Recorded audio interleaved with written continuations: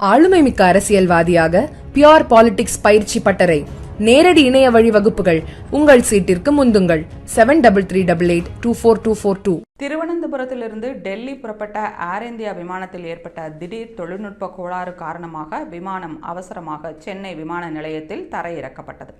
இந்த விமானத்தில் Tirunelveli Congress MP Robert Bruce, Kerala எம்பிக்கள் கே.சி. வேணுகோபால், கொடிக்குனில் சுரேஷ், ஆத்தூர் பிரகாஷ், கே. ராதாகிருஷ்ணன் உள்ளிட்டோர் பயணம் செய்தனர். விமானம் புறப்பட்ட சில நிமிடங்களிலேயே கடுமையான காற்றழுத்தம் ஏற்பட்டு விமானத்தை சென்னைக்கு திருப்புவதாக அறிவித்தார். சுமார் 2 மணி நேரம் வானில் வட்டமடித்து பறந்த நிலையில் விமானம் தரையிறங்க அனுமதி கோரப்பட்டது. ஆனால் அதே ஓடுபாதையில் மற்றொரு விமானம் இருந்ததால் விமானி திடீர் முடிவெடுத்து மீண்டும் மேலே எழும்பினார். இரண்டாவது முயற்சியில் விமானம் பாதுகாப்பாக தரையிறங்கியது. இதனால் எம்பிக்கள் உட்பட பயணிகள் பெரும் பீதியடைந்தனர். Congress MP KC. வேணுகோபால் தெரிவிக்கையில், இது முன் எப்போதும் இல்லாத ஒரு வேதனையான பயணம் என்றும் தாங்கள் திறமை மற்றும் அதிர்ஷ்டத்தால் காப்பாற்றப்பட்டோம் என கூறினார். பயணிகளின் பாதுகாப்பு அதிர்ஷ்டத்தை சார்ந்து இருக்க முடியாது என்று தெரிவித்துள்ளார். மேலும் விமானியின் தைரியமான முடிவு பலரின் உயிரை காப்பாற்றியது என கூறினார்.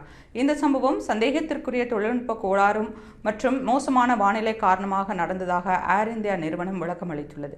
விமானம் பாதுகாப்பாக தரையிறங்கியதாகவும் தேவையான ஆய்வுகளுக்கு உட்படுத்தப்பட்டுள்ளதாகவும் தெரிவித்துள்ளது. பயணிகளுக்கான சிரமத்திற்கு மன்னிப்பு கோரிய ஏர் இந்தியா சென்னையில் ஏர் இந்தியா குழுவினர் உதவியுடன் மாற்று பயணத்தை ஏற்பாடு செய்ததாகவும் தெரிவித்துள்ளது.